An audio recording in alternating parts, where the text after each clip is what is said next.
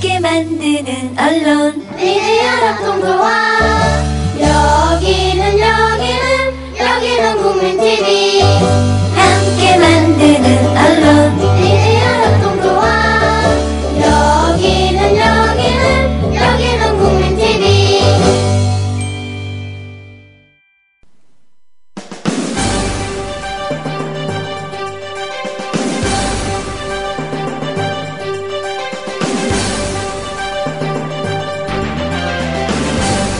정치평론가 이강윤의 오늘.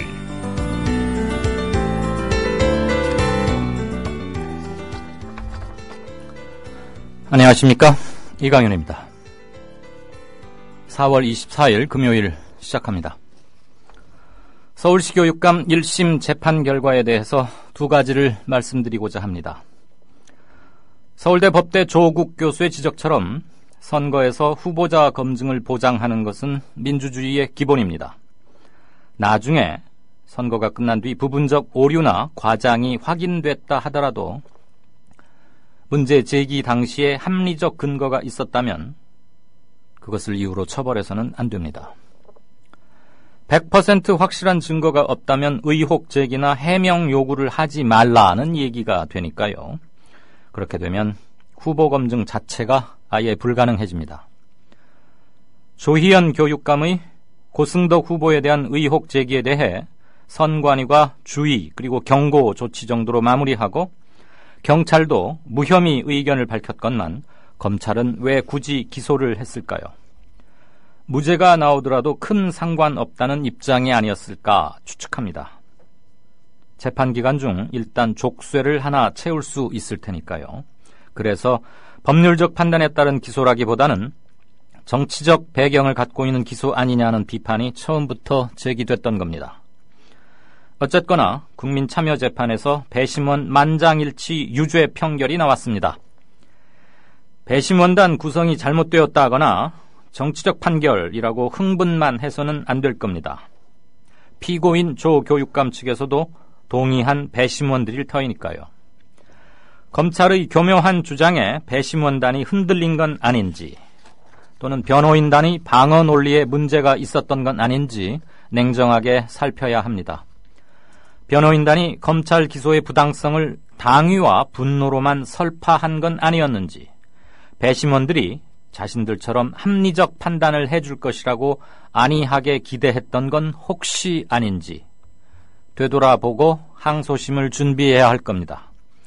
안도현 시인 사건이나 주진우, 김어준 사건의 무죄를 이끌어낸 것 역시 국민참여재판의 배심원단이었습니다. 조교육감 1심 결과가 마음에 들지 않는다고 국민참여재판 자체에 문제가 있다는 식으로 대응하는 것은 현명하지도 옳지도 않아 보입니다. 보수정권 아래서 진보교육감 잔혹사는 집요하게 계속 시도되고 있습니다. 잠시 후 시작합니다. 경아, 오랜만에 경아를 만나서 너무너무 좋군. 저도 좋아요, 선생님. 오늘따라 경아의 얼굴이 유난히 빛이 나는 걸. 마치 밤하늘의 샛별처럼 말이야, 경아. 선생님이야말로 건강한 청년처럼 변하셨어요. 뭐랄까, 그 이전의 무기력한 선생님이 아닌 야성을 다시 찾은 사나이? 처음엔 나도 새싹 땅콩차가 숙취에만 좋은 줄 알았어. 그런데 차를 곁에 두고 마신 지 얼마 후부터 내가 남자였다는 걸 깨닫게 됐지. 어쩐지 오늘따라 활력이 넘친다 했어요, 선생님. 어때, 경아? 뜨거워요. 인터넷 다음에서 전창걸을 검색하시고 전창걸닷컴으로 오세요. 전화주문은 070-8635-1288 070-8635-1288입니다. 주 기자님, 지난 주말에 콘도 다녀왔는데 진짜 좋았대. 주 기자님은 콘도 회원권도 갖고 있나 봐요? 부럽다. 이번에 회원권 114 거래소에 의뢰해서 싸게 구입했다는데? 콘도 회원권은 비싸지 않아요? 회원권인데? 근데 이 콘도 회원권이라고 다 비싼 게 아닌가 봐. 회원권 114에 알아보니까 종류도 많고 다양한 상품들 엄청 많던데? 그러면 우리도 봄 여행 한번 알아볼까요? 콘도는 회원권 114에서 구입하고요. 02-544-6114번 02-544-6114번 회원권 114는 인터넷과 모바일 앱에서도 검색할 수 있습니다. 콘도 회원권 거래는 회원권 114 02-544-6114번으로 바로 전화해보세요. 네, 4시 36분 됐습니다. 날씨가 상당히 며칠 사이로 크게 변하는군요. 이제 낮에는 좀 덥기까지 합니다. 한 주를 마감하는 금요일이 어느덧 됐습니다. 벌써 4월도 기울고 있군요.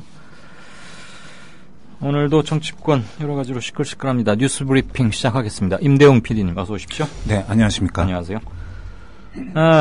새정년 문재인 대표가 박근혜 대통령의 귀국과 동시에 성완종 리스트에 대한 특검 수용 입장 밝혀달라 이렇게 재차 촉구했네요. 네, 그렇습니다. 문 대표는 오늘 당내 회의에서 이번 사건은 권력의 불법 정치자금, 대선자금과 직접 관련된 사건이자 대통령이 수사받아야 할 피해자들이 뒤에 서 있는 사건이라며 이 같은 뜻을 밝혔습니다. 문 대표는 또 박 대통령은 유혹 해소를 위해 어떤 조치도 검토할 수 있다며 특검을 마다할 이유가 없다고 했고 새누리당 지도부도 마찬가지 취지로 말해왔는데 이제와 딴소리를 하면 안 된다고 말했습니다. 문 대표는 이어 새누리당은 자신들이 추천하고 대통령이 임명하는 특검이 아니면 받을 수 없다고 하는데 이는 사정대상 1호가 사정을 하겠다는 것이라면서 사건의 진상을 제대로 파헤치기 위해선 공정성이 담보된 제대로 된 특검을 해야 한다고 촉구했습니다. 네. 문 대표는 사건 당사자인 청와대 비서실장 사태와 함께 법무장관, 민정수석이 수사에 관여하지 말 것을 요구했지만 이 또한 새누리당이 거부했다며 앞으로도 계속 수사에 개입하고 사건과 무관한 야당을 끌어들여 물타기 하겠다는 소리로 들린다고 비난했습니다. 네. 새누리당은 성완종 특사 논란을 고리로 어제에 이어서 오늘도 연일 문재인 대표를 집중 공격하는 양상이죠? 네, 새누리당 이군현 사무총장은 오늘 당내 회의에서 특사를 요청했다는 인사가 누구인지와 특사 이유를 밝히고 부적절한 특사였던 점에 대해 국민께 사과해야 한다고 주장했습니다. 이 사무총장은 또 이를 두고 후임 대통령을 위한 정치적 고려라고 하고 일부 친노 측 인사들은 이명박, 이상득에게 물어봐라라고 하는 식의 무책임한 태도를 보여서는 안 된다고 말했습니다.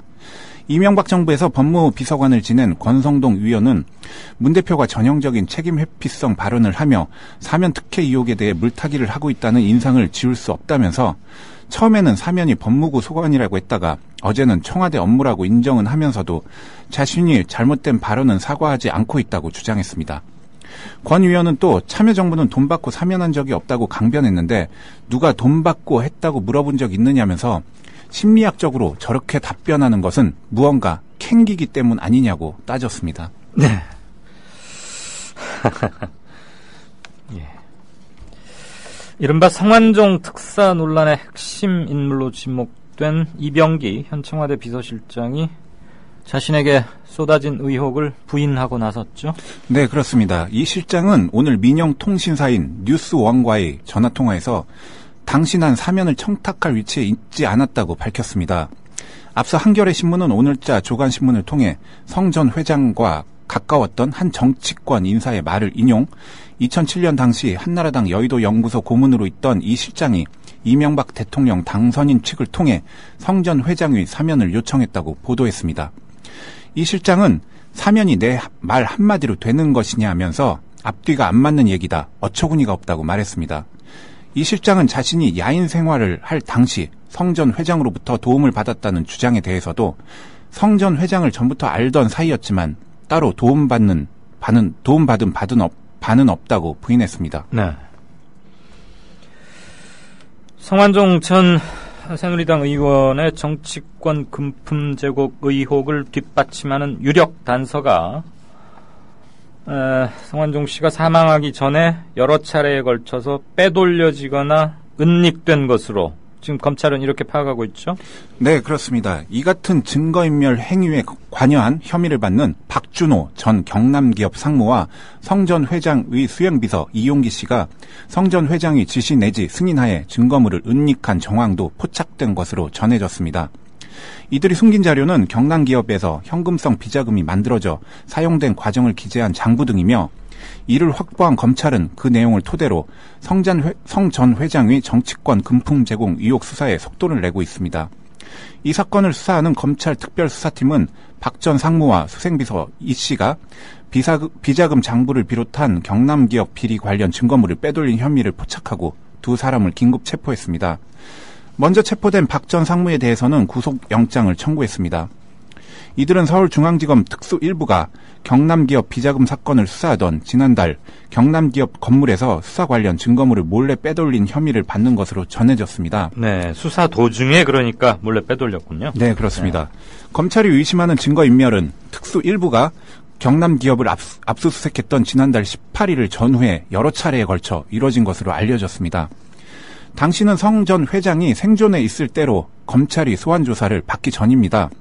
증거물 은닉에는 박 전 상무와 이 씨가 주도적으로 참여했고 경남기업이 총무 및 재무부서 소속 중견 간부와 실무 인력 등이 동원됐다는 게 검찰이 파악한 내용입니다. 네, 총무와 재무부서 소속 중견 간부, 실무 인력. 그럼 뭐 생산직 그 건설 현장에 있는 그런 사람 말고 안에서 사무 보는 사람들의 거의 대부분이 동원됐다. 일단 이렇게 봐야 되겠네요. 네, 그렇습니다. 자, 또 이제 점점 양파 벗겨지듯이 하나씩 드러나고 있는데 오늘 아주 뭐 쇼킹한 뉴스가 전해졌죠. 아침에 홍준표 경남도지사에게 1억 원을 전달한 것으로 지목된 경남기업의 윤승모 전 부사장에게 홍 지사의 측근들이 그거죠. 홍 지사한테 돈 줬다고 안 해줄 수 있겠느냐. 뭐 이렇게 그 회유를 시도했다는 한겨레 신문 보도가 있었는데 그거에 대해서 홍 지사는 뭐 나는 잘 모르겠다. 좀 과장된 게 아닌 게 싶다. 뭐 이런 식으로 답변을 했어요. 그러니까 뭔가 지금 있다는 것을 완전히 부인하지는 못하고 있는 듯한 그런 모양새죠. 네, 그렇습니다. 홍 지사는 오늘 아침 출근길에 기자들의 질문을 받고 윤 전 부사장과 친한 사람이 주변에 있는데 진상을 알아보기 위해 전화한 것이지 그것을 회유라고 한 것은 과하다고 밝혔습니다. 홍 지사는 또 주위 사람들이 접촉한 사실을 사전에 알지는 못했고 나중에 통화했다는 보고는 받았다고 설명했습니다. 홍 지사는 그러면서 엄중한 시점이니까 오해를 살 수 있으니 통화 시도를 하지 말라고 했다고 덧붙였습니다. 네. 오해를 살 수 있으니까 통화 시도를 하지 말라. 그런데 이미 자기 측근들이 윤승모 전 부사장을 만나서 이런 얘기를 했더니 윤 부사장이 어떻게 대답하더라. 이것을 다 지금 홍 지사한테 이미 보고를 했잖아요. 그러니까 홍 지사는 그걸 듣고 뭐 나를 좀 싫어하는 것 같으냐 뭐 이렇게 물었다는 거 아닙니까? 무슨 옛날에 검사 출신이 이렇게 대응을 해도 되는 건지. 아무튼 여러 가지로 뉴스 메이커입니다. 자, 오프닝에서 말씀드린 조희연 서울시 교육감 선거 관련해서 고승도 후보를 근거 없이 비방해서 선거법을 어긴 혐의로 어제 국민참여재판에서 당선 무효형에 해당하는 벌금 500만 원을 선고받았죠. 조희연 서울시 교육감이 억울함을 호소했어요.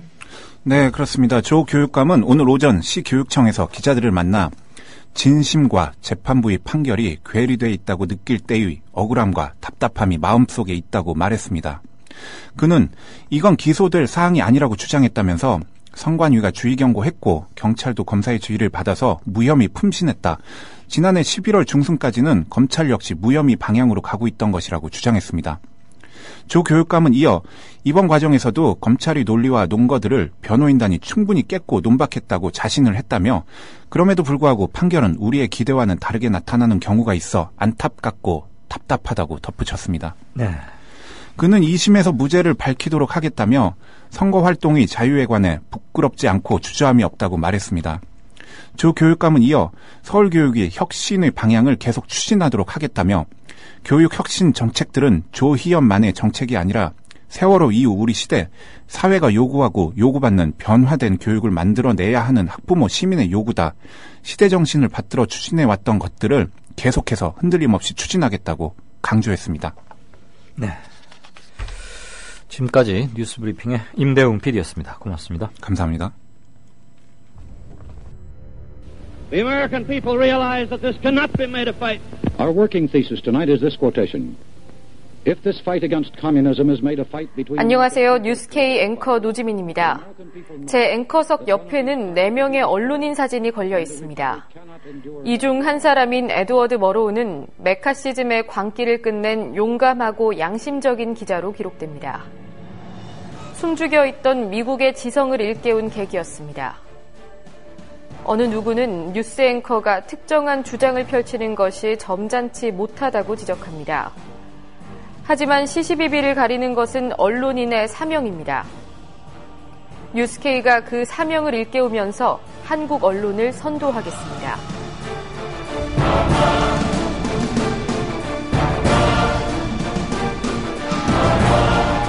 공정보도라는 미명에 몸을 숨긴 기계적 중립. 품위 품격이란 미명의 존재를 감춘 엘리트주의. 뉴스K는 하나하나 혁파해 가고 있습니다. 오늘 저녁 7시 당신의 진실한 전달자 뉴스K 많은 시청 바랍니다.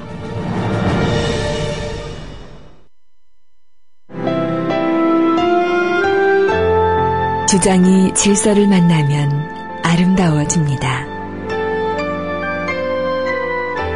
주장이 화해를 만나면 힘이 생깁니다. 주장이 감동을 만나면 희망이 됩니다. 주장이 배려를 만나면 마음을 움직입니다. 마음을 움직이는 힘, 배려에서 시작됩니다. 한국방송광고공사 공익광고협의회. 네, 경제 뉴스 브리핑 받으실 시간입니다. 오늘도 해오름 자산 컨설팅의 오진근 대표 나오셨습니다. 안녕하세요. 예, 안녕하십니까. 어디 이동거리가 뭡니까? 여기서? 예. 주 3회 오기가 어려우신 건 아니세요? 아, 어렵지는 않습니다. 예. 아니, 워낙 성실하시고 준비도 아주 타이트하게 잘해주셔서 제가 참 감사합니다. 정부의 노동시장 구조개혁 저지를 위해서 민노총이 지금 총파업에 돌입했죠. 전교조, 전공로 등도 동참하면서 한 26만 명가량 참여하고 있다고요? 예, 그렇습니다. 오늘 전국 16개 지역에서 총파업이 벌어지고 있는데 민주노총 산하의 금속노조와 건설노조, 공공운수노조연맹 비롯해서 전국 공무원노조, 전국 교직원 노동조합 등이 참여하고 있습니다. 특히 전교조 같은 경우에는 연차 휴가를 내면서 참여하고 있고 전공노는 조합원 총회 형식으로 참여하고 있는데 전국 공무원 노조는 6만 명, 전교조는 1만 명 그래서 많이 참석하고 있고 그리고 민주노총 같은 경우에는 2,800개 사업장에서 참여하고 있어서 총 26만 명입니다. 그런데 최대 노조인 현대자동차는 그 노조 집행부 500명만 참석하고 있는 상황입니다. 예, 현대차는 지금 또 자신들만의 별도 파업도 아마 지금 준비 중이거나 내부 검토 중일 거예요. 전공로가 6만 명, 상당히 많이 참석했군요. 요즘 공무원연금 개혁 문제 때문에 시끌시끌하니까 이런 곳에도 함께 참석하고 이런 것 같습니다. 예, 그런데 정부가 엄정 대처를 조정하고 있는데 사실 파업권은 헌법과 법률에 규정된 노동 3법에 규정된 권리이기 때문에 정당한 파업인데 정부에서 강경 대응 네. 이런 얘기를 하고 있는데 주객이 좀 전도되어 있는데 왜 파업을 하느냐?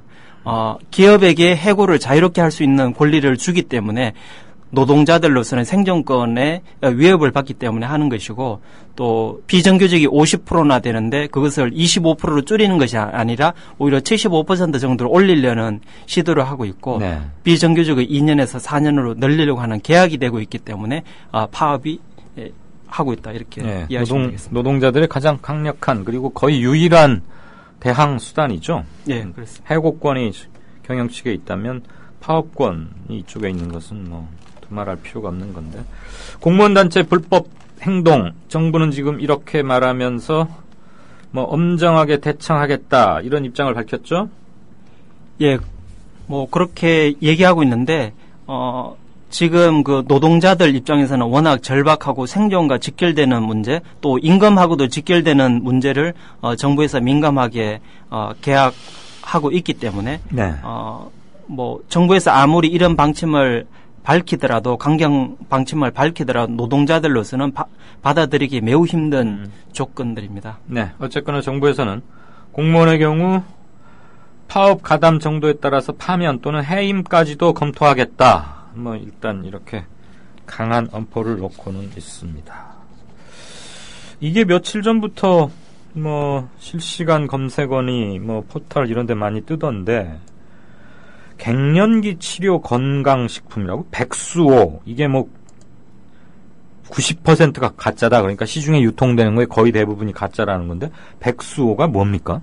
예, 백수오라고 하는 것이 그 중국의 3대 명약 가운데 하나인데 그 인삼 구기자와 함께 중국에서는 가장 그 건강식품으로서 선호가 되고 있습니다. 네. 그래서 옛날에 뭐 중국에 58세 된 부인이 58세 된 그 거의 노인 가까운 된 분이 있었는데 이분이 이 백수를 먹었더니 흰머리가 검은 머리로 변했다. 뭐 그렇게 해서 130세까지 장수했다는 그런 전설이 있는데 그래서 우리나라에서 백수라는 제품이 내추럴 엔도텍이라는 업체에서 그 원료를 공급해서 굉장히 선풍적인 인기를 끌었습니다. 그리고 홈쇼핑에서도 많이 팔았는데요. 네. 한국소비자보호원이 경기도 특별사법경찰단과 조사를 해보니까 시중에 유통되는 32개 제품 가운데 3개만 진짜고 나머지는 다 가짜로 밝혀졌습니다. 3개 진짜가 어디 겁니까? 예, 그 명단은 이제 인터넷 홈페이지에 나오는데 예. 근데 지금 왜 가짜를 쓰느냐 하면 네. 그 백수와 비슷한 이엽 우피스라고 있는데 이것은 국산이 아니고 중국산이고 빨리 자라고 가격이 3분의 1에 불과합니다. 네. 그러니까 이것을 이제 그 이엽 우피소만 쓴 업체도 있고 그 백수하고 이엽 우피소를 적당히 섞어서 한 업체도 있고 그래서 이제 진짜는 3개의 제품밖에 없다. 예, 그렇게 그렇군요. 그러니까 이 흰머리가 검은 머리가 됐다. 그래서 백수, 흰 그렇죠. 백자가 검으로 자 이렇게 예. 바뀌었다. 그렇게 해서 붙여진 이름 같네요. 예, 맞습니다. 요즘 포털이나 뉴스들의 한문을 잘 안 쓰기 때문에 사실 이런 중국에서 유래된 것들은 한문을 병기하면 무슨 뜻인지 바로 알 수 있는데 백수호 하길래 뭔가 했더니 이런 거였군요. 그나저나 90%가 가짜라면 다 가짜란 얘기인데 그렇습니다. 이것을 이렇게 많이들 사서 드시나 봐요. 예, 그렇습니다. 특히 이것이 건강 보조식품인데 네. 특히 갱년기에 처한 여성분들이 많이 이렇게 구매를 하고 있는데 그래서 입소문으로 많이 큰 매출 증가가 있었습니다. 네. 한 10배 정도 한 3년 사이에 10배 정도 증가했으니까 굉장히 폭발적인 인기를 끌었었죠. 소문이 많이 났었던 모양이군요. 예. 그나저나 그 내추럴 엔도텍 임원이 이 가짜 백수호 발표 전에 주식을 거액을 매도했고 한국소비자원의 가짜 백수호 발표 전에 공매도가 또 현격히 늘어났다. 그럼 이거 뭔가 낌새를 알아채고 미리 갖다 내다 팔아서 손해를 줄이거나 이랬던 거 아닙니까? 예, 그렇습니다. 이렇게 내부적으로 이제 본부장하고 공장장이 주식을 먼저 팔았는데 팔 수밖에 없었던 게 소비자보호원하고 경기도 사법경찰에서 경기도 이천 공장에 조사를 들어오니까 네. 자기가 가지고 있던 김천한 본부장 같은 경우에는 9만 주 가운데 1만 주를 매도했습니다. 1만 주밖에 매도 안 했지만 그래도 7억 원이라는 이제 현금이 생겼는데 취득가가 553원입니다. 근데 매도가가 7만 3천 원이기 때문에 몇백 배. 예, 그러니까 액면가 5,500원에 받았다면 73만 원에 매도한 꼴이거든요. 꼴이죠. 예, 그렇기 때문에 많은 차익을 얻었고 공장장도 이렇게 주식을 이렇게 팔았습니다. 이런 거는 처벌 안 받습니까? 처벌을 받죠. 내부자 정보 활용이 확인될 경우에는 검찰 고발이나 손해배상 청구가 이루어질 것입니다. 네. 그리고 이제 공매도량도 상당히 급증했는데요. 이달 14일 같은 경우에는 이제 그 발표 전인데 그때 거래량의 24%가 공매도였다. 그러니까 거래량의 20% 넘는 공매도는 상당히 이례적인 일인데 이미 뭐 내부적으로 조사가 진행되고 그러다 보니까 그런 것들이 요즘 카톡이나 뭐 이렇게 빠르게 소문이 퍼지다 보니까 이런 일이 벌어진 것 같습니다. 이런 공매도를 일반 개인, 개미들도 할 수 있습니까? 예, 개인도 할 수 있는데 이제 정보가 아무래도 제한적이기 때문에 예, 지금 개인 투자자들이 그 내추럴 엔더텍의 55%를 주식을 가지고 있는데 뭐 이번에 이 소식 뉴스 나오고 알았지 그 전에 알았던 개미들은 거의 없을 것이다 보고 있습니다. 그렇겠죠. 저는 공매도, 공매수 이런 거는 기관이나 뭐 증권회사 이런 데만 하는 줄 알았어요. 자, 이번 내추럴 엔도텍 사태를 계기로 코스닥 시장의 바이오 헬스케어 화장품주 뭔가 좀 거품이 너무 많이 낀 거 아니냐 이런 논란이 본격적으로 제기되고 있다고요? 예, 저도 뭐 이번에 그 자료를 보고 깜짝 놀랐는데 이 정도로 높은 그 밸류에이션까지 갔는지 뭐 저는 몰랐습니다. 저는 뭐 바이오 헬스케어 쪽에서는 좋은 기업들 그렇게 많이 잘 보지 못했기 때문에 그런데 뭐 결론은 먼저 말씀드리면 거품이다. 그러니까 빨리 팔아라 이렇게 말씀드리고 싶고요. 그 내추럴 엔도텍 같은 경우에는 이제 PER 주가 수익 비율이 80배나 됩니다. 시장 평균이 10배인데 이게 너무 높고요. 그리고 또 PSR이라 그래서 매출액분의 시총이 몇 배냐 그런데 13.5배입니다. 내추럴 엔도텍이 매출액이 1,200인데 시가총이 1조 4천억이니까 이것은 명백한 거품이라고 할 수 있고요. 뭐 이런 비슷한 업체들이 바이로메더가 PER이 8,800배, PSR이 200배. 이것도 뭐 버블이라고 할 수 있고요. 또 PSR이라 그래서 순자산분의 시총이 몇 배냐 이게 시장 평균이 1배인데 무려 30배에 달하는 산성 LNS 그리고 뭐 코스오는 PER이 950배, 그 외에도 경남제약, 에이블CNC, 제닉, 산성, LNS 이런 화장품하고 바이오 헬스케어 쪽에 PER이 100배가 넘고 또는 PSR 그러니까 그 매출액분의 시총이 10배에서 20배인데 이것은 거의 다 거품이라고 알 수 거품입니다. 그래서 팔아야 된다고 생각하고 참고로 그 코스피 대형주의 삼성전자하고 현대차의 PSR을 보시면 삼성전자가 매출액이 1배 수준의 시총 가지고 있고 현대차는 매출액이 0.4배 수준의 시총을 가지고 있거든요. 그러니까 아무리 그 바이오 헬스케어 뭐 화장품 쪽에 성장성이 좋다 그래도 이건 너무 지나치고 거의 나스닥 버블 수준의 거품이다 이렇게 말씀. 삼성전자가 1배, 현대차가 0.4배인데 그렇습니다. 지금 아까 열거한 코스닥의 이런 업종의 시장들은 뭐 100배, 몇십 배 이렇단 말이죠. 예, 그렇습니다. 20배. 그러니까 굉장히 내재 가치나 잠재적 가치에 비해서 엄청나게 비싼 가격을 형성하고 있다. 이 말이죠? 예, 그렇습니다. 쉽게 말하자면. 예. 근데 이런 극단적인 밸류에이션까지 간 이유가 지난 4년 동안 코스피 대형주들이 계속 하락하면서 시세를 못 내다 보니까 중소형주, 중국 관련주, 바이오 헬스케어 쪽으로 가다 보니까 이런 극단적인 일이 벌어졌습니다. 자금이 이런 데로 몰려서 계속 사들이고 하니까 회사 가치보다는 주가가 많이 올랐다 이 말이군요. 예, 한마디로 모닝게임이 했다. 네, 알겠습니다. 자, 마지막 뉴스 한번 볼까요? 한국이 일본식 장기 저성장으로 가고 있다. 그 고착화되는 징후 10가지가 있다고요? 예, 10가지인데 크게 뭐 3가지로 보면 소비, 투자, 부채 이 3가지로 볼 수 있는데 일본하고 상당히 유사하다는 것이고 정경련이 발표한 보고서인데 1980년대에서 90년대 중반까지는 우리나라가 9%의 높은 성장률을 기록했습니다. 그러니까 지금의 중국과 같은 그런 높은 성장을 했다는 것이고 IMF 외환위기를 거치면서 성장률이 5%대로 이렇게 하락했습니다. 그런데 2011년부터는 이제 글로벌 금융위기 이후로는 한국의 성장률이 세계 평균에 미달하는 2 내지 3%대 저성장으로 이제 진입했다. 이렇게 현상을 볼 수 있는데 그러면 왜 이런 일이 벌어지고 또 일본의 과거가 일본의 잃어버린 20년하고 무엇이 비슷한가 이렇게 여러 가지를 열거해 놨는데 그 10가지 가운데 이제 뭐 몇 가지를 보면 그 첫 번째 징후가 이제 일단 소비가 많이 줄었다는 것입니다. 그래서 그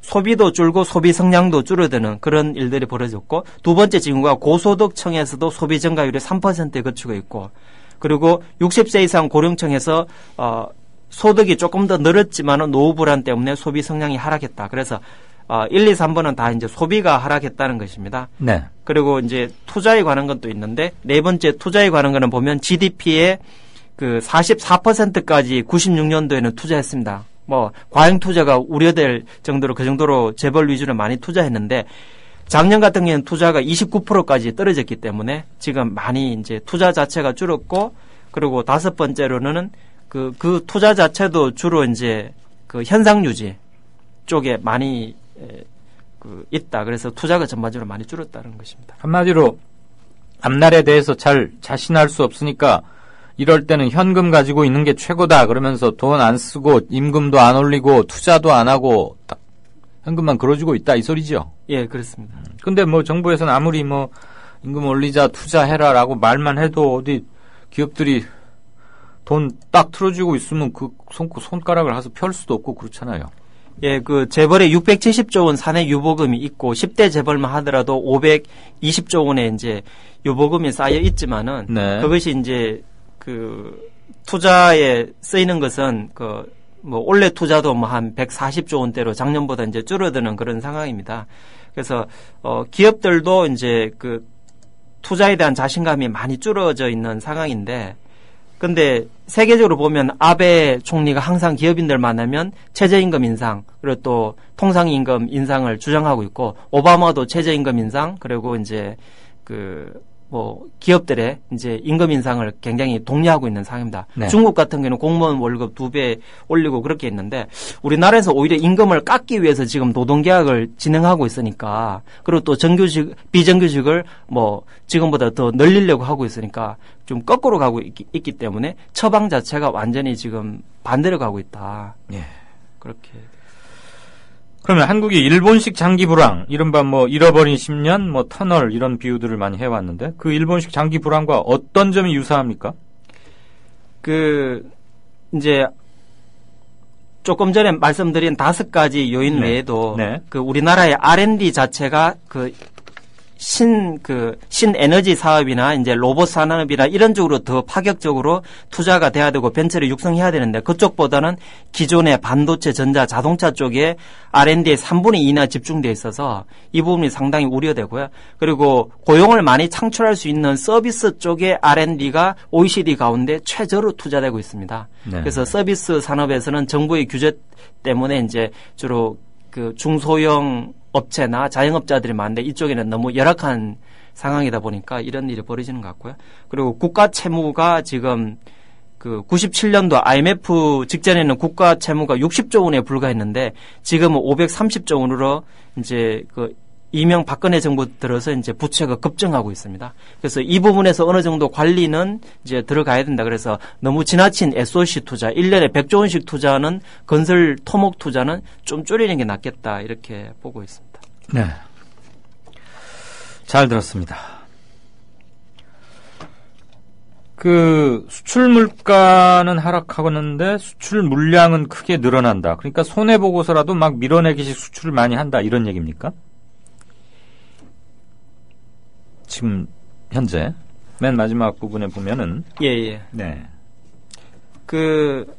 지금 저유가로 인해서 이제 수출 물가가 내려가는 부분이 있지만은 네. 지금 현재 물량이 늘어나는 데 비해서 수출 물가 자체가 하락하는 거. 그러니까 네. 원유가 하락 이외에도 지금 단가가 계속 하락하는 부분이 있습니다. 그래서 이제 생산성이 내려가고 있고, 또 우리나라의 지금 수출 주력 산업들이 대부분 이제 20년 이상 주력 산업하고 큰 차이가 없습니다. 네. 그동안 이제 벤처가 중간에 뭐 꺼졌다가 다시 지금 최근에 조금 회복되고는 있지만은, 그동안 신규 재벌이 나온다든지 새로운 산업을 육성한 것이 뚜렷이 없다 보니까 지금 수출 산업이 조금 노후화되는, 노쇠화되는 그런 현상이 벌어지고 있습니다. 알겠습니다.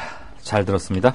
지금까지 경제뉴스 브리핑의 오진근 해오름 자산 컨설팅 대표였습니다. 고맙습니다. 네, 감사합니다. 조선일보가 일제에 벌이는 거룩한 전쟁에 참여하라고 해서 내 학도병으로 지원했다가 죽을 뻔했다우. 6.25 때 조선일보가 국군이 연전연승하고 있다고 해서 넋놓고 있었지요. 근데 밤새 인민군이 서울을 함락시키고 후퇴할 때는 남편을 잡아갔어요. 진작 피난할걸. 조선일보에서 외환 위기는 없다며 설레발 떨었는데 그걸 바보같이 믿었어요.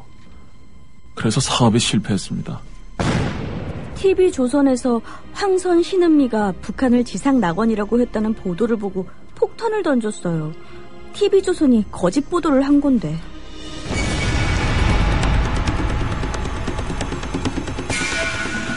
이런 조선일보가 여전히 신문시장 1위를 독점하고 있습니다.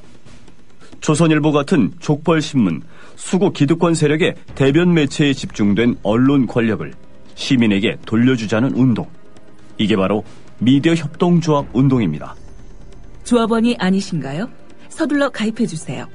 조합원이신데 조합비를 아직 못 내고 계신가요? 서둘러 자동납부 신청을 해주세요. 인터넷 국민.tv 또는 서울전화 3144-0933, 3144-7737로 하시면 됩니다. 네, 5시 6분, 7분 돼가네요. 게시판 좀 보겠습니다. 캉이라고, 캥캉, K-A-N-G. 증거인멸과 도주의 우려가 있는 경우 구속수사한다. 직접 금품을 수수하고 전달자까지 있는 상황에서 홍준표 지사는 배달사고 쪽으로 몰아가고 있다. 검찰은 당장 구속영장 신청해야 한다. 먹을 때 같이 처먹는 검찰들이 뭐 그렇게 할지는 모르겠지만,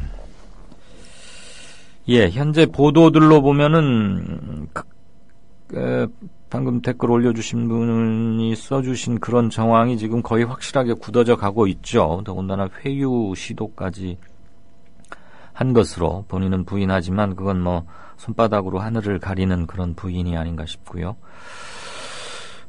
홍 지사와 이완구 전 총리라고 할 수도 없고 총리라고 하자니 그렇고, 아무튼 두 사람 중에 누가 먼저 소환이 될지 아마도 홍준표 지사가 먼저 소환이 될 것 같긴 합니다.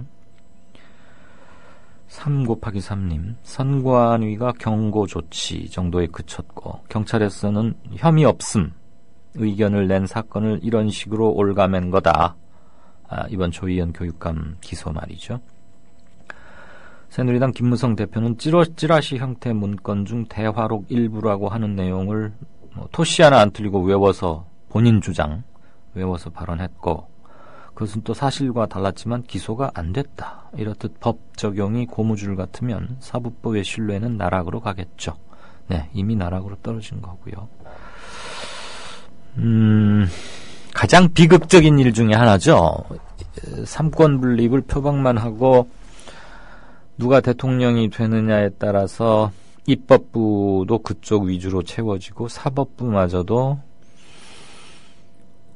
살아있는 권력의 머리를 숙이는 쪽으로 이렇게 간다면, 물론 이제 검찰력이 매개가 되긴 합니다만, 법원에서 이런 것들을 걸러주지 않으면 거의 뭐 마지막 수문이 무너진 격이다, 이렇게 볼 수 있는데, 이번 검찰의 기소는 오프닝에서도 말씀드렸습니다만 법률적 판단이라기보다는 정치적 기소다. 왜냐하면 고승덕 후보도 선거 전 당시에 뭐 조희연 후보의 자제 아들 자식들이 뭐 병역 기피 의혹이 있다 등등 해서 뭐 2-3가지 걸 제기했는데 다 사실 아닌 걸로 밝혀졌거든요. 그때 또 양측이 맞고소를 하기도 했었죠. 근데 지금 승자인 조희연 후보, 조희연 교육감만 검찰은 기소를 했습니다. 그렇다면 이건 기본적인 형평조차도 갖추지 못한 기소였고요. 변호인단이 대응에도 조금 문제는 있지 않았나는 생각은 듭니다. 1심이기 때문에 앞으로 좀 남아있긴 합니다. 낭만 고양이님이 이게 어디에 올라온 그림 만평인가요? 어디 신문 건가? 어디 건지는 출처를 잘 제가 모르겠네요. 피노키오의 코에 8명, 성완종 리스트 8명이 매달려 있었는데 첫 번째로 툭 떨어져 나간 것은 거짓말을 했다가 계속 들통난 이완구 씨는 이제 떨어져 나가고 나머지 7명, 기춘, 준표, 문종, 정복, 태열, 병기, 병수 7명이 대롱대롱 매달려 있습니다. 재밌네요.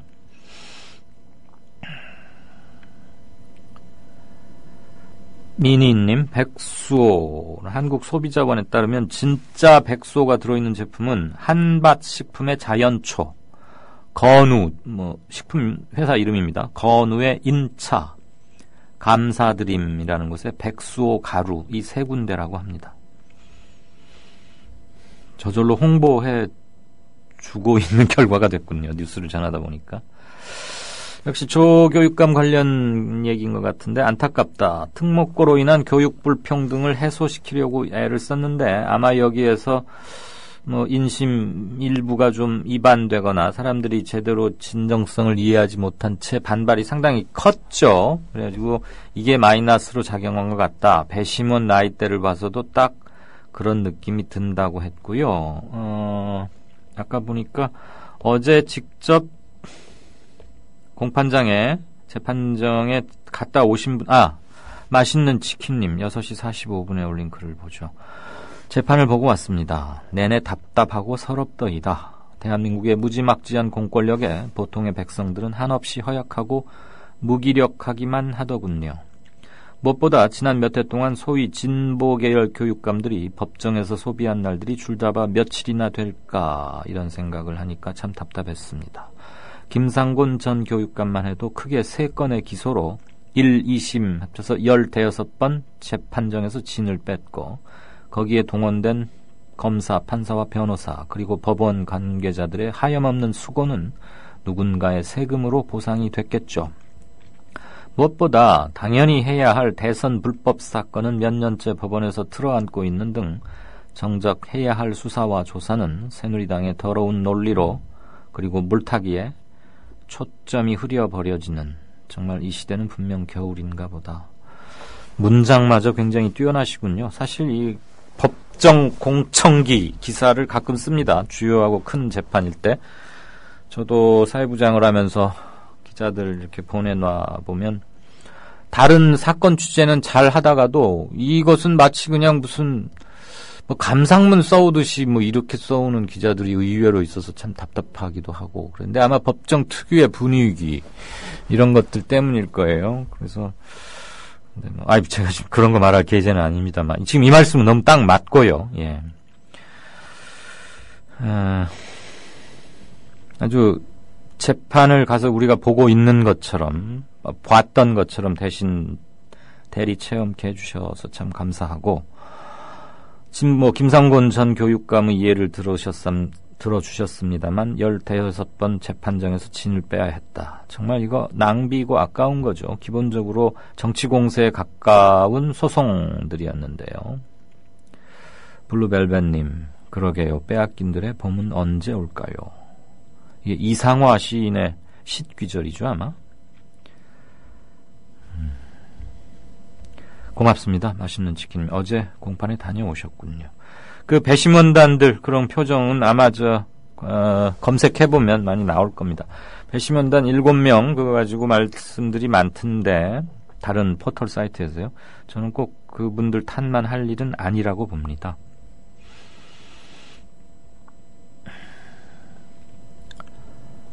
국물엑스님 생방송 중에 오랜만에 출첵하신다고요? 예, 정말 그렇습니다. 한때는 이분의 댓글을 읽는 거의 고정적으로 그런 코너 비슷하게까지 됐었는데 아마 시간 옮기면서 이분 근무 시간하고 이렇게 겹쳐가지고 로그인이 불가능하셨던 모양입니다. 오늘은 모처럼 올리셨는데 오늘이 법의 날이라는군요. 법의 날. 몰랐습니다. 사실 이런 거 알아야 되는데.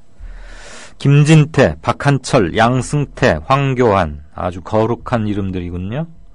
법을 죽인 자들이 법의 날 기념식에서 애국가 제창하는 사진을 보고 구토 나오는 줄 알았다. 정권 앞에서 마르고 닳도록 기어다니는 개들이 지저대는 것 같아서 말이죠. 아주 신랄하게 꼬집으셨군요. 네, 사진과 함께 올려주셨습니다. 쥐락펴락하고 있다는 검찰과 법원을 헌재까지를 쥐락펴락하고 있는 사람들이 다 모여 있군요.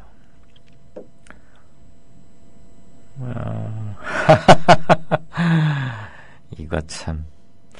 블루벨벳님, 이강윤쌤 출연하신 새날 인터뷰 들었습니다. 처음 들어봤네요. 강윤쌤 개인기도 하시고 나중에 통일되고 국민TV도 잘 되면 평양지사장 강추합니다.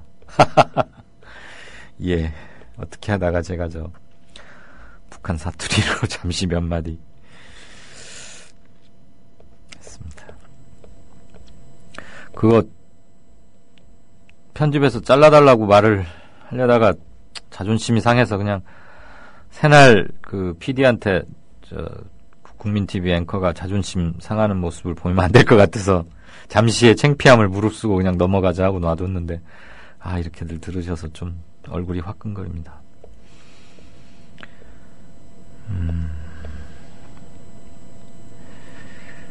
미니님, 이강윤 앵커님, 어차피 국무총리가 있어도 역할도 없는 것 같고 오히려 계속 사건만 터뜨리는데 국무총리 없으면 안 되나요?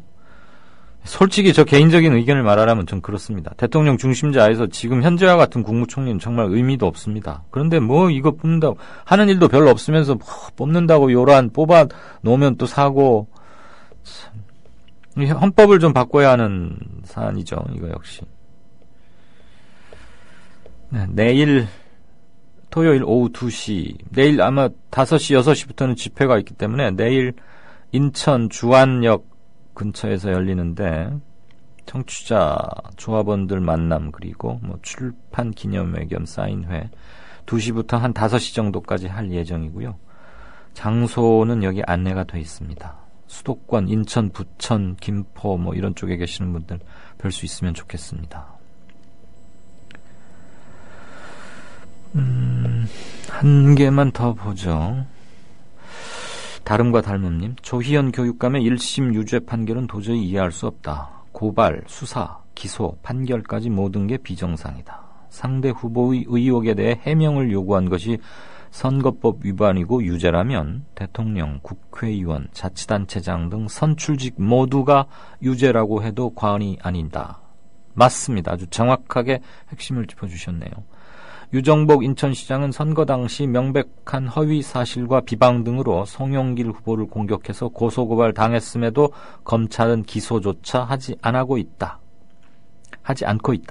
검찰의 노골적이고 편파적인 수사와 기소에 대해 엄중히 경고한다. 항소심인 2심 재판부가 상식적이고 정상적이라면 무죄 판결이 날 것으로 믿는다. 이러셨고, 이거에 대해서 개인적인 견해들을 많이 달아주셨습니다. 재판부 믿기 힘들다.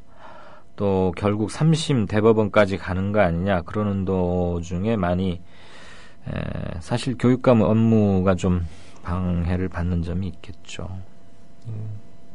하나만 더 보고 가죠. 칠수선아 S님, 짜투리, 송명훈, 한국일보 양정대 기자, 그리고 임대웅 PD님께도 감사드립니다. 저는 개인적으로 이강윤 앵커가 송명훈 작가나 양정대 기자한테 말씀하시는 어투가 나무람이다기보다는 애정으로 들렸는데요. 듣는 사람 입장에 따라서 다르게 들리는 법인가 봅니다. 새날 들으면서 혼자 차 안에서 많이 웃었네요. 예, 제 애정 표현에 좀 문제가 있는 모양입니다. 물론 훈련을 시킨다는, 그리고 좀 긴장을 하게 하기 위해서 팩트만으로 얘기를 하라. 뉴스 브리핑은 개인의 코멘트는 일단 차후로 미루고 팩트를 정확히 간략하게 전달하는 게 최고의 미덕이자 의무이다. 그 점을 특히 이제 송명훈 작가하고 할 때 많이 했고, 한국일보 양정대 기자는 이제 뭐 그런 건 좀 훈련이 돼 있는 편이고요. 그런데 제 말투가 조금 딱딱하고 그런가 봅니다. 좀 고쳐지도록 애를 써보겠습니다. 뭐 함부로 말씀드리는 거 아닌데, 혹시 예, 수선아 S님께서 오늘 6시부터 하게 되는 조합원 행사, 거기에 후원을 해주신 그 분이 아니신가 합니다. 제가 준비 때문에 방송 시작 전에 카페에 잠시 내려갔다 왔는데, 간사로부터 얘기를 전해 들었습니다. 그렇게 크게 후원을 해주시면 너무 또 부담이 자꾸 커지고 그래서 걱정이네요. 오늘 카페에서 하는 북콘서트에 참석은 못하지만 모두들 좋은 시간 되시리라고 믿는다는 글도 함께 올려주셨는데 덕분에 행사는 잘 치르겠습니다만 그 돈은 일단 좀 묶어놓겠습니다. 그렇게 해서는 안 될 것 같습니다. 아무튼 마음은 너무 감사하게 받겠습니다. 강윤쌤, 이북 사투리 죽여줬어요. 제발 이 말씀 좀 그만하시죠. 돌아온 저격수다에 출연해주세요. 출연하고 왔습니다. 예, 크게 바뀐 것 같지는 않았고 아무튼 출연은 했습니다. 가서 2명의 패널을 상대로 저는 혼자 그래서 좀 한 50분간 얘기한 것 같습니다. 네, 조금 있다가 다시 보죠. 국민 라디오를 또 국민 TV를 읽는다? 미디어 협동조합 콘텐츠의 관문 국민TV 뉴스를 아시나요? 뉴스K 등 국민TV의 모든 기사, 조간 브리핑 등 국민 라디오의 인기 콘텐츠, 주요 방송의 녹취와 뉴스메이커와의 대담, 주요 원고 대본이 여러분을 기다립니다. 국민 라디오와 국민 TV를 한눈에 만나세요. news.국민.tv 모바일 접속은 m.news.국민.tv. 미디어 협동조합원 여러분, 조합비 납입하고 계신가요? 조합원의 기본 의무는 1인당 월 1회 11,000원 이상의 조합비를 납입하는 것입니다. 조합비로 국민TV의 모든 콘텐츠를 만들고 그렇게 해서 세상을 바꾸는 힘을 하나하나 축적해갑니다.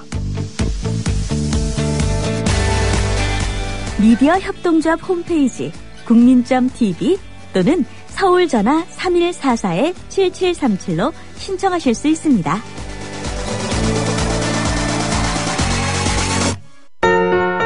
많이 힘들어. 많이 힘들어?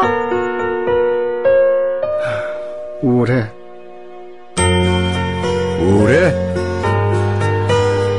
고민 있어요. 고민 있어요? 사랑의 물음표를 붙여주세요. 관심의 물음표를 붙여주세요. 힘들어하는 이들이 혼자가 아님을 알 수 있도록 지금 말을 걸어주세요. 당신의 물음표 하나가 생명을 살릴 수 있습니다. 공익광고협의회. 정치평론가 이강윤이 함께하는 국민라디오 이강윤의 오늘.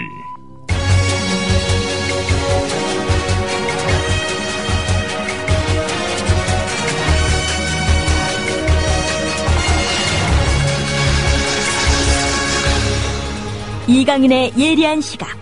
이제는 뉴스의 행과 간을 짚어냅니다. 네, 오늘 아침에 이 기사들 많이 보셨을 것 같습니다. 아침 이후로 한겨레가 단독, 흔히 말하는 특정이죠. 그래서 일면 톱으로 올렸는데 홍준표 측근들 1억 전달자 윤 씨 만나서 회유 시도라는 제목의 기사 일부분 먼저 들으시겠습니다. 성완종 전 경남기업 회장한테서 1억 원을 받은 의혹이 있는 홍준표 경남지사의 측근들이 이 돈의 중간 전달자로 알려진 윤 아무개 전 경남기업 부사장을 접촉해 회유를 시도한 정황이 드러났다. 홍 지사의 지시에 따른 것인지는 확인되지 않고 있지만 검찰 수사에 대비한 증거인멸 시대로 볼 수 있어 파문이 것으로 보인다.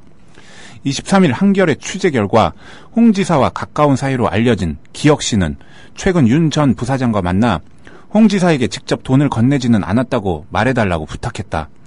윤 전 부사장은 앞서 2011년 한나라당 대표 경선에 출마했던 홍 지사의 국회위원회관 사무실로 찾아가 1억 원이 든 쇼핑백을 전달했다고 주변에 밝힌 바 있다. 그런데 기혁 씨는 지난주 서울 시내 한 호텔에서 윤 전 부사장을 만나 1억 원을 전달할 당시 위원회관에서 홍 지사를 만나지 못해 니은 보좌관에게 대신 전달했다는 취지로 진술해달라고 했다는 것이다. 홍 지사의 최측근으로 알려진 이응 씨도 최근 윤 전 부사장에게 전화를 걸어 비슷한 취지의 부탁을 했다고 한다. 이응 씨는 홍 지사의 선거를 도운 측근으로 현재는 경남도 산하 기관장이다. 네, 딱 그림이 나오죠. 선거 때 자기 도와주고 공을 세운 자기 수하 측근 지사 되고 나니까 산하 기관장 시켜줬습니다. 그러면 우선 그 기관 맡은 바에나 일을 잘 할 일이지. 기관장들 월급 도 단위도요. 기관장들은 다 1억 넘습니다. 대개. 그 기관장이 지금 하고 돌아다니는 일 좀 보십시오. 윤승모 씨는 뭐 신문의 정치부 기자 출신으로 성완종 씨 출마도 이렇게 하려고 했고 누구 특보들도 하다가 어떻게 하다가 정치권에서 착근이 아마 잘 안 됐던 것 같습니다. 제가 한때는 동료 기자였던 사람을 자세히 말하기는 하지만 그래가지고 경남 기업의 부사장으로 들어갔습니다. 고 성완종 씨가 회장으로 있을 때. 그러다가 정치부 기자도 하고 하니까 이제 돈심부름도 다니고 이른바 대정치권 로비의 접촉 창구 일환으로 썼겠죠. 성완종 씨 자체도 본인도 로비를 많이 했고 또 나중에 의원도 하긴 했습니다만.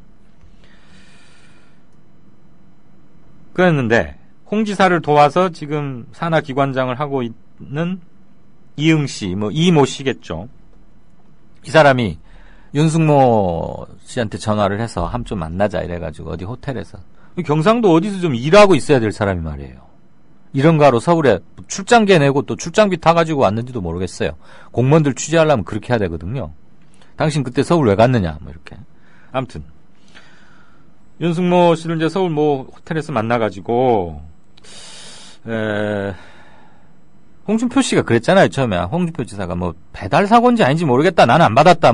이렇게 주장을 했던 거 아닙니까? 그러니까 당신이 성완종 씨로부터 심부름을 받아서 돈을 저기 한 건 맞는데 그거를 홍 지사한테 직접 전하지는 못했고 의원실로 왔는데 당신 이제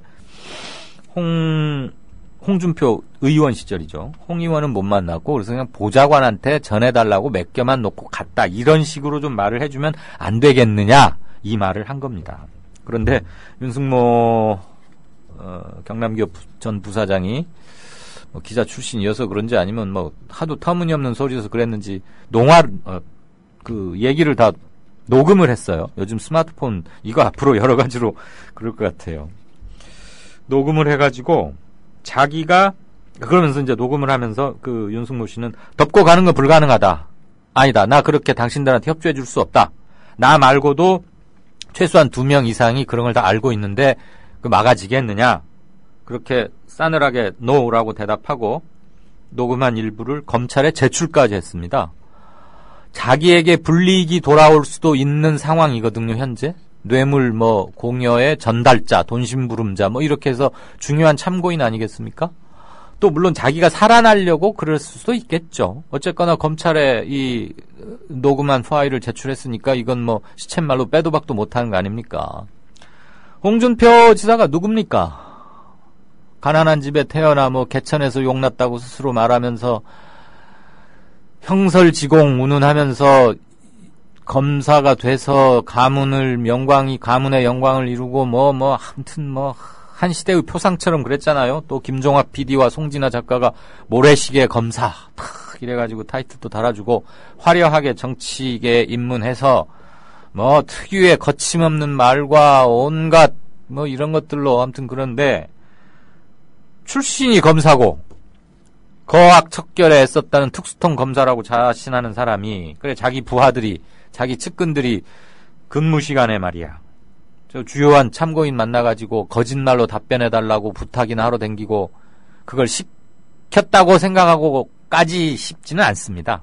그런데 나중에 이제 이 두 사람 기혁 씨와 이응 씨, 김 씨와 이 씨쯤이라 해두죠. 이 두 사람이 홍 지사한테 각각 보고를 합니다. 윤승모 접촉 보고. 이래 했더니 CR도 안 맥힙디다. 준비 좀 해야 할 것 같습니다. 이런 말 하지 않았겠습니까? 그랬더니 보고를 다 받고 홍 지사가 그랬다는 거 아니에요? 그 윤승모 전 부사장이 내게 안 좋은 감정을 갖고 있는 것 같더냐? 이렇게 물어봤답니다. 한때 정의의 칼날을 휘둘렀다는 검사가 이게 할 말입니까? 법률가이자 검사 출신인 홍준표 전 지사. 재판에 어떻게 적용될지 어떻게 될지도 뻔히 알면서도 얼마나 다급했으면 자기 거짓말을 어떻게 수습을 못하면 수하들이 이러고 돌아다니는 것을 방치를 했으며 겨우 또 와서 이래 했다니까 그러면 차라리 호통을 쳐야 맞는데 자기 몰래 했다면 걔가 나 싫어하는 것 같아? 이런 거나 묻고 있고 말이죠.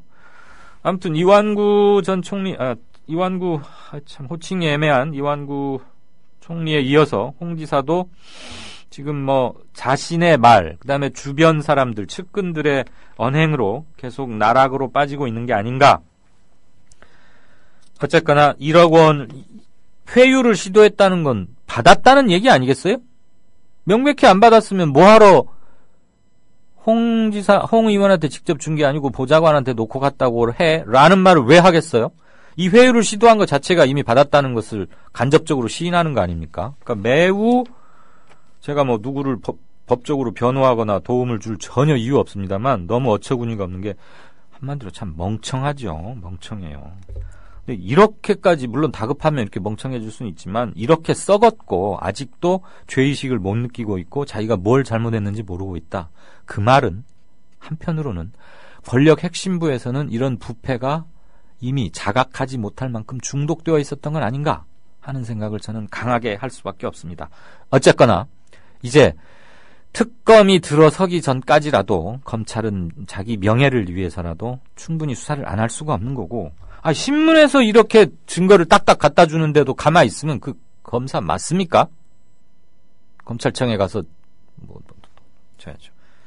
기자, 아무런 수사 권한도 없는 기자조차도 이렇게 특종에 법정에서 바로 증거로 활용될 수 있는 것을 땅땅 터트리는 마당에 소환권, 수사권, 조사권, 기소권을 갖고 있는 검찰이 제 역할을 못한다면 옷들 다 벗어야죠.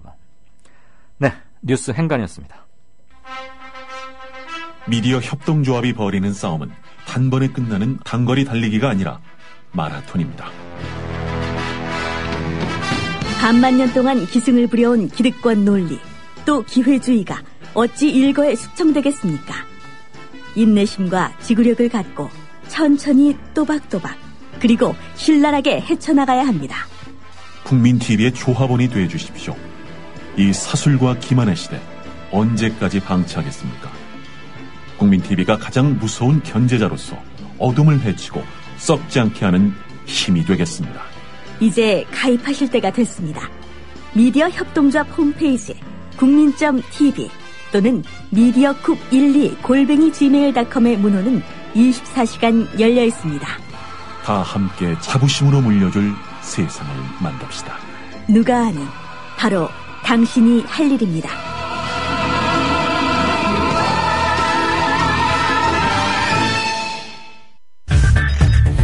이강윤의 오늘, 이제는 정가 산책으로 함께합니다. 정치권 동향 생생하게 풀어드릴 분은요. 네, 한국일보 양정대 기자 바쁘죠? 안녕하세요. 네, 안녕하세요. 성완종이다 뭐다 홍준표다 막 복잡한데 주말 앞두고 이번 주말이 사실 4.29 재보선의 거의 마지막 분수령이 아닐까, 표들이 한쪽으로 딱 쏠리지 않을까 싶은데, 재보선에서 중요하게 봐야 할 것들 판세 점검 및 중간 마지막 점검만 해볼까요? 전체적으로 지금 네 군데 모두 박빙 선거가 지금 펼쳐지고 있습니다. 여야 어느 쪽도 지금 이 승기를 우리가 확실히 잡았다 이렇게 얘기를 못하고 있는 상황인데요. 그 성완종 리스트 영향인가요?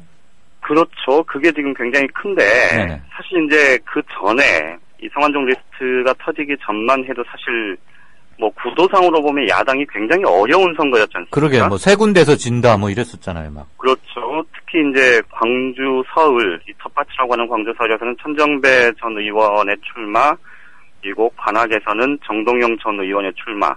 이렇게 하면서 사실 이게 여야 대결이 아니고 사실은 야권 내부의 대결, 야권 내부의 주도권, 경쟁, 이런 쪽의 성격이 크게 지금 두드러지면서 사실은 새누리당 입장에서는 굉장히 좀 쉬운 선거가 될 거다, 이런 얘기가 많았는데, 그런데 이제 성완종 리스트 터지고 나서 사실은 좀 양상이 많이 바뀌었다. 이건 여야가 공통적으로 하는 얘기입니다.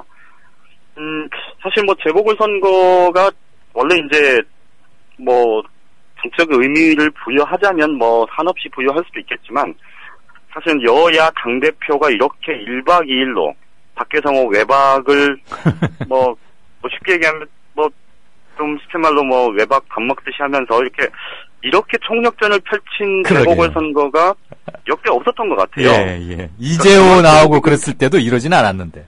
그랬었죠. 그래서 이번 재보궐선거만큼 이렇게 지금 여야가 정말로 그 총력전을 펼치는 그런 선거가 없었던 것 같은데, 멸치가 한 상어쯤으로 커진 것 같아요. 그렇죠. 원래 이제 4군데밖에 안 돼서 사실은 크게 의미 부여를 안 하는 그런 상황이었는데 뭐 가면 갈수록 지금 의미가 커졌고요. 지금 전체적으로 보면 여야 어느 쪽도 승기를 확실히 우리가 이길 수 있다 뭐 이렇게 얘기를 못 하고 있다고 말씀을 드렸는데요. 대표적인 곳이 지금 인천 서강화을하고 바로 관악입니다. 관악 같은 경우는 당초에 이 정동영 전 의원의 출마로 사실 새누리당이 어부지리 1년 만에 그렇죠. 어부지리를 할 수 있지 않겠느냐 뭐 이런 기대가 높았는데 애초에도 말씀을 드렸듯이 결국은 야권표의 쏠림 현상이 일어나는 그런 양상이 좀 뚜렷합니다. 아무래도 이제 정동영 전 의원이 뭐 어떻게 보면 명분의 문제 그리고 좀 조직력의 문제 이런 것들에 좀 한계가 분명히 노정이 되는 것 같고요. 그래서 지금 여전히 각종 여론조사를 보면 이 새누리당 후보가 다소 앞선 결과들이 조금 많긴 한데 이게 오차 범위 내로 좁혀진 지는 꽤 됐고요. 뭐 일부 여론조사에서 뭐 새정치민주연합 정태호 후보가 뒤집었다 뭐 이런 얘기가 나오면서 양측이 여론 조작이다 뭐 이러면서 신경전을 펼치기도 했는데 어쨌든 관악을 선거는 굉장한 박빙 선거가 됐고요. 또 인천 서강화을 같은 경우는 여기가 이제 그 수치상으로 보면 사실 새정치민주연합의 신동근 후보가 굉장히 뭐 선전을 하고 있는 그리고 일부 여론조사에서는 좀 앞서 나가는 특히 이제 여의도연구원 새누리당의 자체 조사에서도 이 신동근 후보한테 밀리는 여론조사 결과가 나오기도 했다고 합니다. 아, 그래요?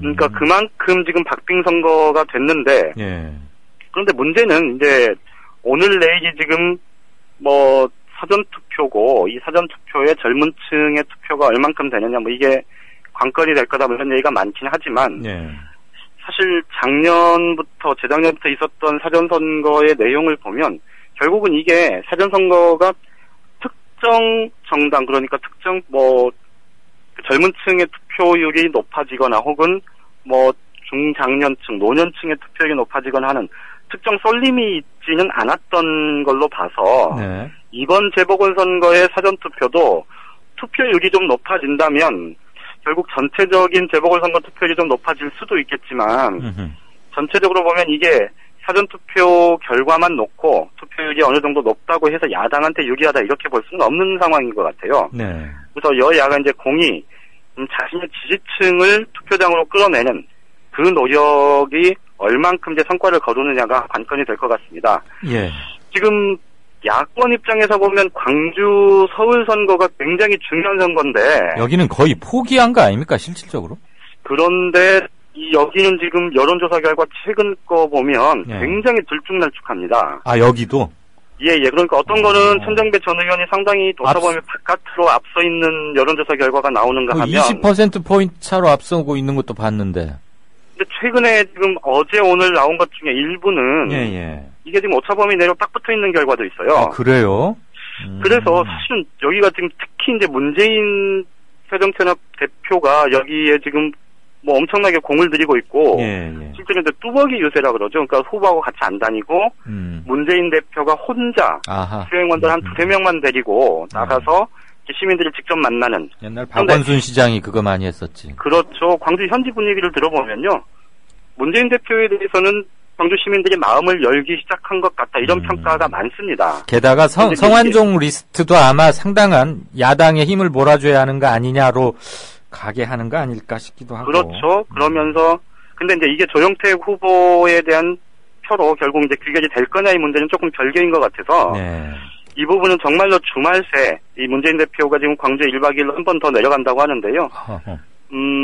얼만큼 그 동력을 끌어낼 수 있을지 좀 지켜보는 게 관전 포인트일 것 같고 성남 중원 같은 경우는 뭐 그래도 그나마 4군데 중에서는 지금 상대적으로 이 편차가 조금 벌어져 있다 뭐 이런 얘기들이 나오는데 그런데 이제 여기도 사실 막판 되면 이 야권표의 쏠림 현상이 일어날 가능성을 뭐 남겨두고 있어서 사실은 여기도 뭐 새누리당이 현재로서는 뭐 가장 자신들이 가능성을 높게 보는 지역이긴 합니다만 새누리당도 여기도 뚜껑 열어봐야 안다. 지금 그런 얘기를 하고 있습니다. 막판에 아무튼 성완종 씨가 여러 군데 돌아다니면서 큰일 많이 하고 있습니다.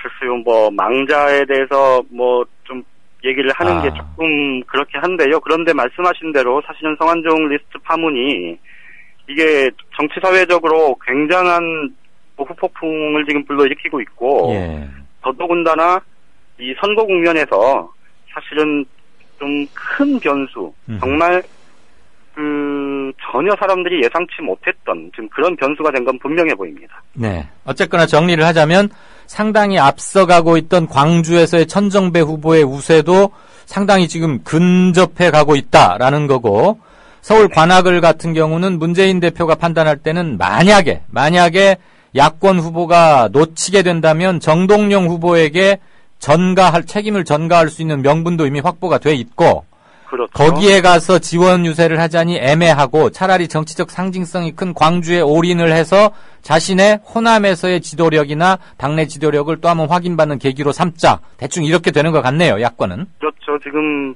특히 이제 문재인 대표 같은 경우는 사실 다들 이제 대충 예상을 하시겠습니다만 이 여야 대표의 맞대결, 그리고 여야 대표들이 모두 지금 뭐 여권 야권에서 이 대권 주자 1순위에 지금 올라 있는 사람들 아닙니까? 예. 특히 이제 문재인 대표 같은 경우는 당 대표가 된 이후에 처음 치르는 선거이기도 하고, 그렇죠. 그래서 사실은 문재인 선거로 이번 선거를 치르고, 특히 이제 호남에서 말씀하신 대로 자신의 좀 뭐랄까요, 그 정치적인 입지 이런 부분들을 좀 상당히 고려하는 그런 선거 양상을 보이고 있어서 이 결과가 결국 뭐 사실 새정치민주연합이 사전 전패를 하더라도 사실은 당대표의 지도력에 대한 논란이 일부 있을 수는 있겠지만 말씀하신 대로 그것이 크게 뭐 아주 뭐 당 체제 자체가 흔들리는 그런 상황으로 가지는 않을 것 같고요. 그거는 새누리당도 마찬가지일 것 같습니다. 다만 둘 다 앞으로, 두 대표 다 앞으로를 위해서 지금 올인성 총력을 하고 있는 것 같은데. 그렇죠. 네네. 양 기자, 뭐 그나저나 정치는 정말 생물 맞습니다. 이게 한 달 반 전만 해도 이번 재보선은 멸치급, 그냥 그럴 줄 알았는데, 야, 대표들이 다 뛰어들고 뭐 향후 정국에 이런 것까지 가늠할 정도로 격상되다니. 네, 어쨌거나 잘 들었고 주말 동안 한 가지 지켜봐야 할 게 늘어났군요. 고맙습니다. 예, 그렇습니다. 고맙습니다. 네, 정가산책 지금까지 한국일보 양정대 차장이었습니다. 국민TV 조합원인감? 나가지 있게 지역협의회에 가입해야 쓰겠어. 국민TV 조합원이요? 지역협의회에 가입해야죠. 국민TV 조합원 맞나? 퍼뜩 지역협의회에 가입해 안 가나? 국민TV 조합원에 가입하고 조합비를 내고 국민라디오와 국민TV를 시청한다고 조합원으로서의 만족이 전부냐? 결코 아닙니다. 가까운 지역협의회에 가입하셔서 가까이 사는 조합원과 동지애를 나누십시오.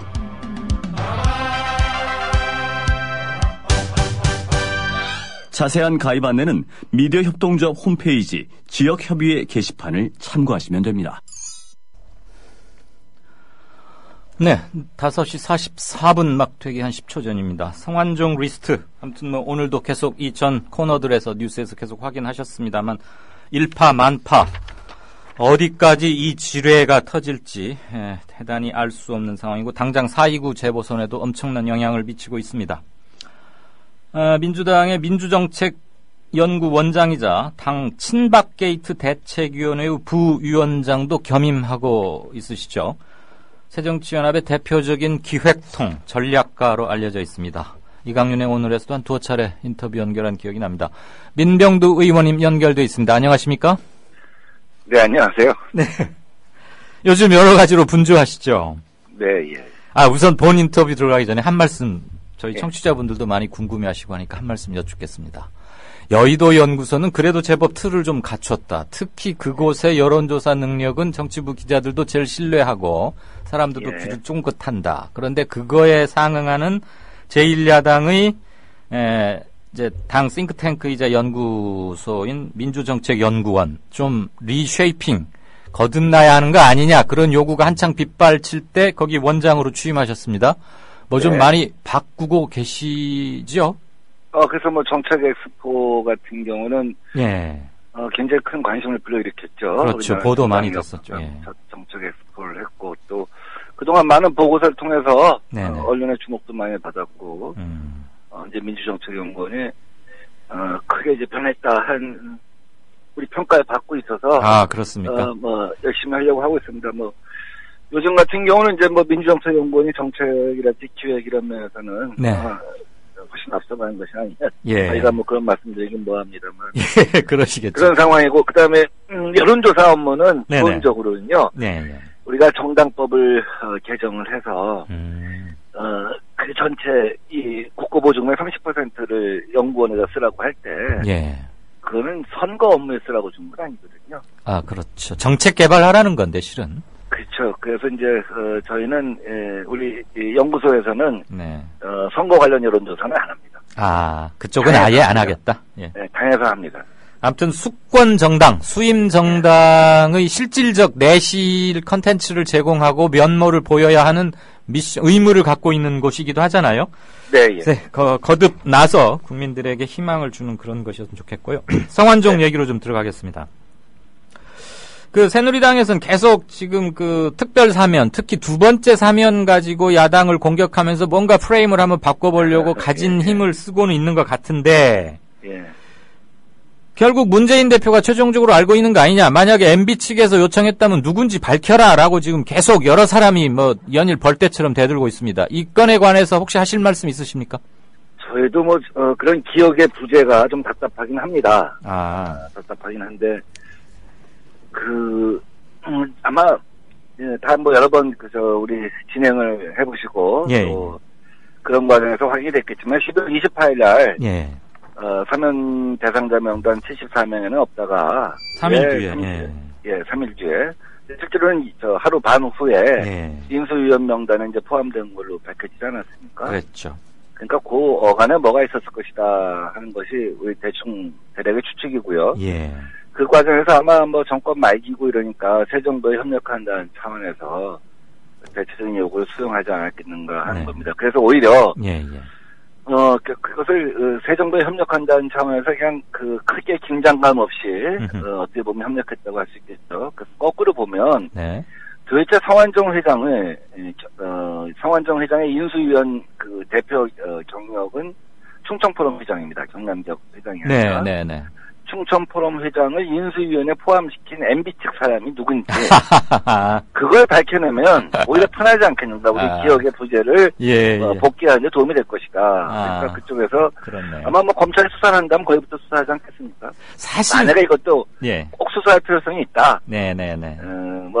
어제 문재인 대표가 말씀하셨던 것처럼 더러운 돈을 받고 사면을 할 사람은 그 누구도 없다.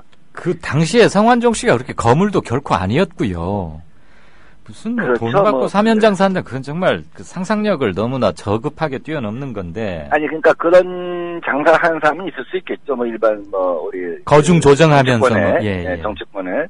그럼 브로커는 있겠죠. 그렇지만 청와대에 있는 공무원이나 법무부에 있는 검사들이 돈을 받고 사면을 한다는 건 상상할 수가 없는 일이죠. 그러니까 그런 과정에서 성완종을 추천한 사람이 있다고 한다면 성완종 회장을 그 사람과의 어떤 동거래는 있을지 모르겠습니다. 그들 사이에. 지금 우리 민 원장님께서는 기억의 부재라는 상당히 레토릭한 표현을 쓰셨는데 어쨌거나 지금 정확히 그러니까 당 내부를 이렇게 참찬히 따져봤더니 당시 참여정부 사람들 말기 사람들 쭉 알아봤더니 누구를 통해서 성완종을 좀 끼워 넣어 달라라고 말하자면 민원을 접수한 사람이 없다 이 말이죠. 그런 기억이 없다 이거죠. 특별한 기억을 갖고 있지 않다는 거죠. 그리고 그 당시에 이렇게 특별하게 그것을 특별하게 받아들이지 않았다는 거죠. 그리고 또 사실 거물도 아니었고 정두원 의원이 그것을 아주 그냥 직설적인 화법으로 속 시원히 밝혔는데도 지금 당 내부에서는 그게 유야무야 되는 거니까.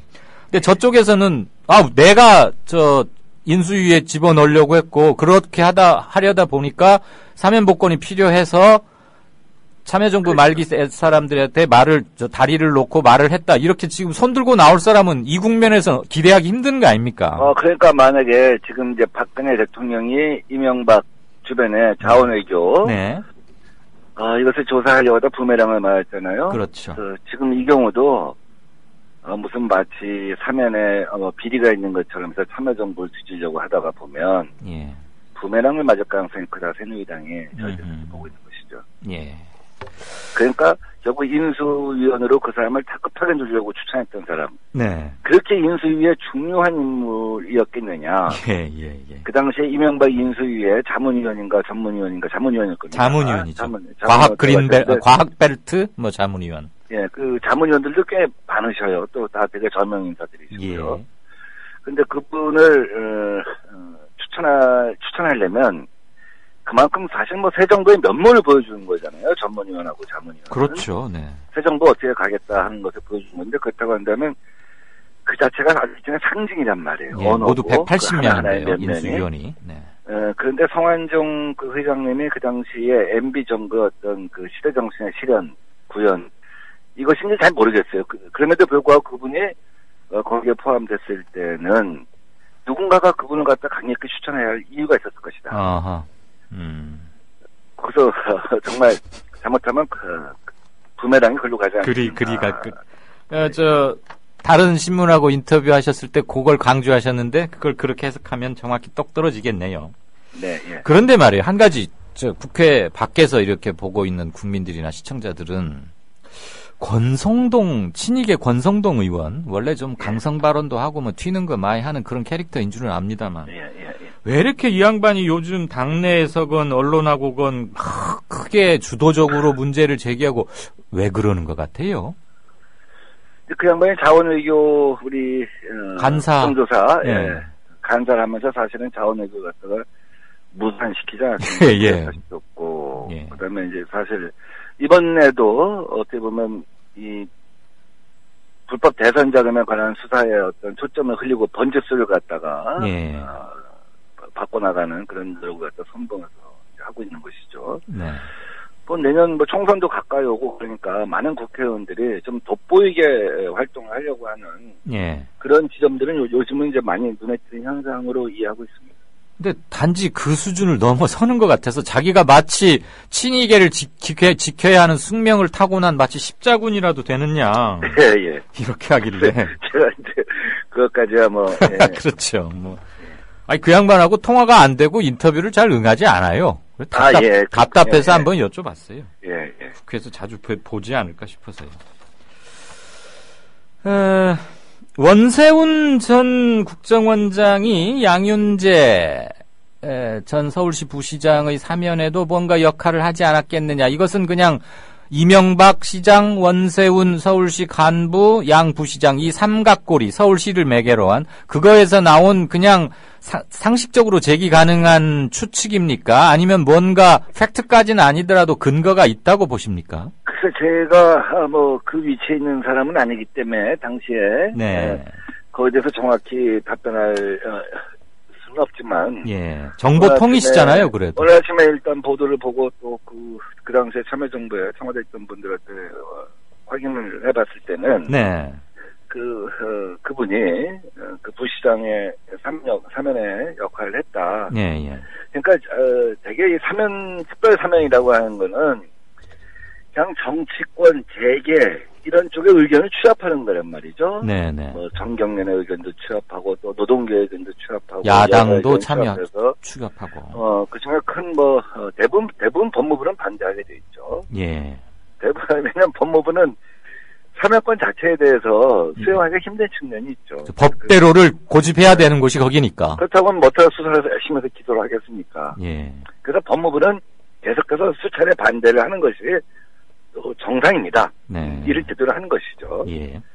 그래서 법무부가 여러 차례 반대함에도 불구하고 사면권을 강제로 행사했다라고 문제를 삼는다고 한다면 앞으로 사면법을 우리가 개정을 해서 국민들이 볼 때 수용할 수 있는 합리적 조정 지점이 필요하다고 생각할 수는 있습니다. 근데 어쨌거나 이 경우 그분의 그분을 통해서 그분이 통로였다는 것이죠. 그래서 저쪽은 지금까지 MB 정부가 무엇을 했냐. 우리는 MB 인수위는 그때 인수위 막 시작하고 정말 바빴다. 아무것도 자기들이 무슨 사면에 대해서 관여한 바가 없다. 이렇게 얘기를 해왔잖아요.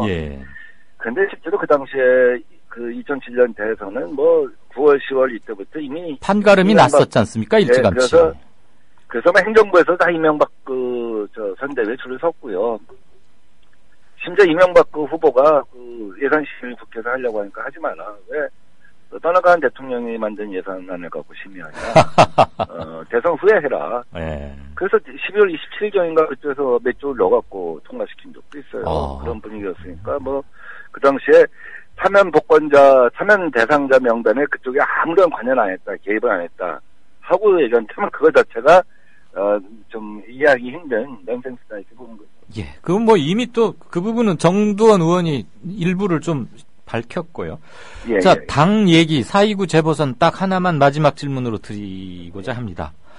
여러 군데, 4군데서 펼쳐지지만 서울, 또 지금 서울에서 3선째 하고 계시고 하니까 관악을이 관심입니다. 당내에서는 여기 어떻게 보고 있고 일단 어떻게 보고 계십니까? 현재 판세? 오늘 투표율이 제일 중요하지 않겠습니까? 사전 투표율이. 네. 지금까지 여론조사 여러 가지 나왔지만 그것을 통해서 우리가 예측하기는 좀 어려워요. 재보궐선거 같은 경우는. 네네. 근데 오늘 투표율이 비교적 전국적인 관심점임에도 불구하고 네. 조금 낮게 나온 것 같아요. 그중에 아마 제일 낮게 나온 것 같아요. 그렇더라고요. 예.